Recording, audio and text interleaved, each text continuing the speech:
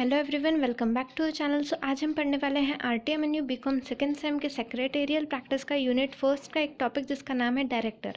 तो आज जानते हैं मीनिंग क्या है डायरेक्टर का। जैसा कि हमको पता है कि कंपनी एक आर्टिफिशियल पर्सन है और वो खुद के काम खुद नहीं कर सकती है, तो उसके लिए हमें एक पर्सन अपॉइंट करना पड़ता है जो कि कंपनी के काम करता है कंपनी के एजेंट बनकर। तो उसके कंपनी के मैनेजमेंट और कंट्रोल के लिए एक बंदा रखा जाता है जिसको बोला जाता है डायरेक्टर। अब जानते हैं इसकी डेफिनेशन क्या है। According to section 2 clause 34 of companies act 2013, director means a director appointed to the board of a company. अब जानते हैं नंबर ऑफ डायरेक्टर्स कितने होने चाहिए। तो पब्लिक कंपनी के लिए एटलीस्ट 3 डायरेक्टर्स होने कंपलसरी है और प्राइवेट कंपनी के लिए एटलीस्ट 2 डायरेक्टर्स होने कंपलसरी है।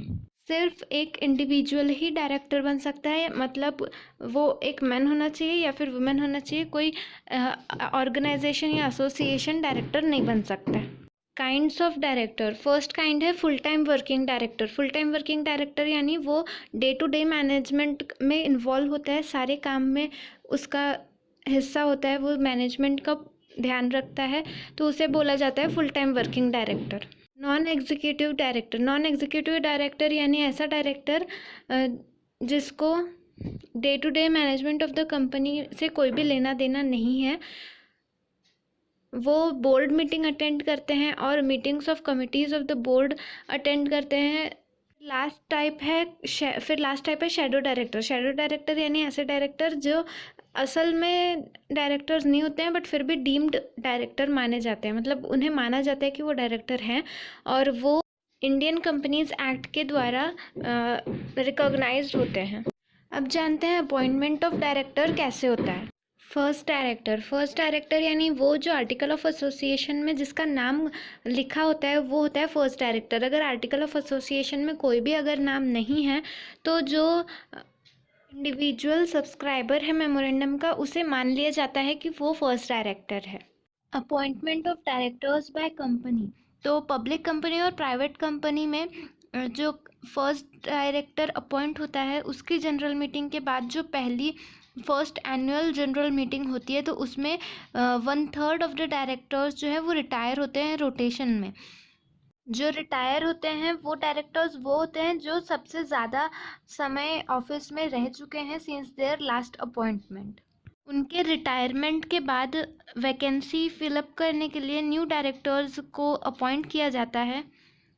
अगर कोई न्यू डायरेक्टर अपॉइंट करता है तो उसके द्वारा नोटिस दिया जाना चाहिए या फिर कोई अदर मेंबर्स जो कि इंटेंट करता है उसको प्रपोज करने के लिए तो उसको उसके द्वारा नोटिस दिया जाना चाहिए इन राइटिंग, मतलब लिखित में टू द कंपनी 14 दिन पहले along with a deposit of 500 rupees. और ये डिपॉजिट जो है वो रिफ़ंड कर दिया जाता है अगर वही पर्सन डायरेक्टर के नाम से डायरेक्टर बन जाता है तो, और अगर वो नहीं बन पाता है तो फिर कंपनी जो है वो डिपॉजिट फॉरफिट कर लेती है। Appointment of directors by the board of director, जब बोर्ड ऑफ डायरेक्टर डायरेक्टर को अपॉइंट करते हैं तो वो क्यों करते हैं।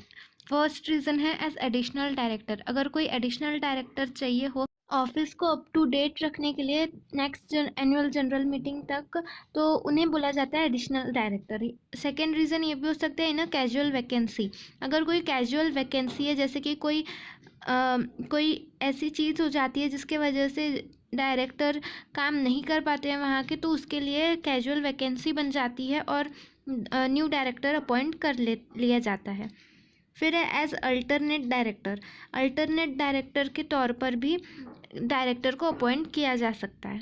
Appointment of directors by third parties, कुछ कंडीशन में थर्ड पार्टीज़ जैसे कि डिबेंचर होल्डर और अदर क्रेडिटर्स भी डायरेक्टर अपॉइंट कर सकते हैं।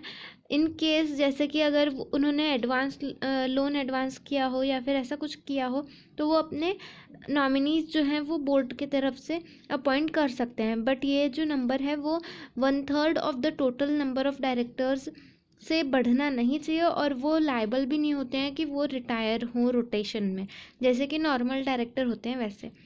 Appointment of director by proportional representation, article of company appointment के लिए प्रोवाइड कर सकती है of not less than 2/3 of the total number of directors of a public company और of a private company which is a subsidiary of a public company according to the principle of proportional representation, जिसमें single transferable vote और by system of cumulative voting, इसके द्वारा हम director को appoint करते हैं।